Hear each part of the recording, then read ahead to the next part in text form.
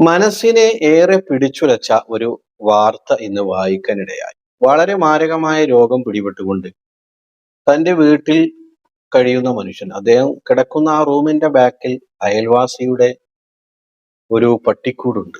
അതിൽ നിന്നും ഉയരുന്ന ആ നായയുടെ അസഹനീയമായ കുര, അതൊന്നും നിർത്തിത്തരണം, അതല്ലെങ്കിൽ അതിനെ അവിടുന്ന് മാറ്റണം എന്നൊക്കെ ആ വീട്ടുകാരോട് ആവശ്യപ്പെട്ടിട്ടും അതൊന്നും ചെയ്യാതെ മാരകമായ രോഗം ബാധിച്ച ആ മനുഷ്യന് ഒന്ന് സ്വസ്ഥമായി ഉറങ്ങാൻ പോലും കഴിയാതെ മരണപ്പെട്ടു പോയി.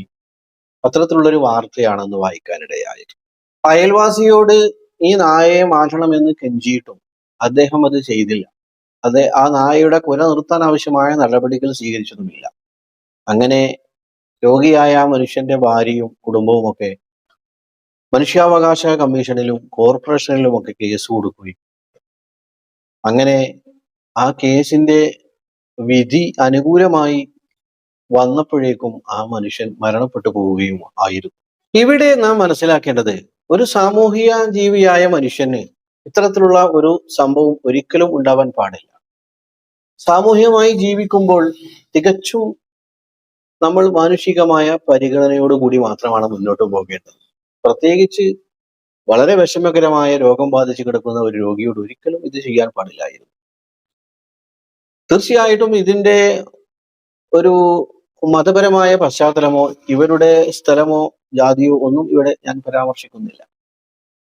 നമ്മൾ ഒരു സാമൂഹിക ജീവിതത്തിൽ എല്ലാ മതക്കാരും എല്ലാ ആളുകളും പല രീതിയിലുള്ള ആളുകളും ഉണ്ടാകും. അവരുമായും ഒക്കെ മാനുഷികമായ ഒരു പരിഗണന ഉണ്ടാവുക എന്നത് വളരെ അത്യാവശ്യമാണ്. പ്രത്യേകിച്ച് നായകൾ വർദ്ധിച്ച ഒരു സംസ്ഥാനമാണ് നമ്മുടെ കേരളം. ദൂരെയുള്ള നായകളുടെ കുരകൾ കേട്ടിട്ട് പോലും ഉറക്കം വരാൻ സാധിക്കാത്ത അവസ്ഥയാണ് ഒരു രോഗവും ഇല്ലാത്ത ആളുകൾക്ക്. എന്നാൽ മാരകമായ അസുഖം പിടിപെട്ട് വേദന കൊണ്ട് പുളയുന്ന രോഗങ്ങളൊക്കെയുള്ള ആളുകൾ, രോഗികൾ, അവരൊക്കെ ഒന്ന് ഉറങ്ങി കിട്ടിയെങ്കിൽ എന്ന് ആശിക്കുന്ന അവസ്ഥയായിരിക്കും. അവർക്കൊന്ന് ഉറങ്ങുമ്പോഴായിരിക്കും അല്പ സമാധാനം ലഭിക്കും.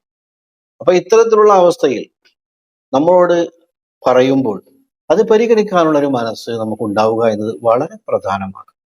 മനുഷ്യരായ നമ്മൾ തന്നെയാണ് നമ്മെ പരിഗണിക്കേണ്ടത്. അതല്ലാതെ അതിന് കോടതിയും നീതി വ്യവസ്ഥയും കയറി നിരങ്ങേണ്ട ഒരു അവസ്ഥാവിശേഷം ഇത്തരം ചെറിയ വിഷയങ്ങൾക്കൊന്നും ഒരിക്കലും ഉണ്ടാവാൻ പാടില്ല. അത് മാത്രമല്ല, ഇനി ഇത്തരം വിഷയങ്ങൾ ഉണ്ടായാൽ തന്നെ അത് പെട്ടെന്ന് പരിഹരിച്ച് അതിനൊരു പരിഹാരം ഉണ്ടാവാനുള്ള ഒരു സംവിധാനം നമ്മുടെ നാട്ടിൽ അത്യാവശ്യമാണ്.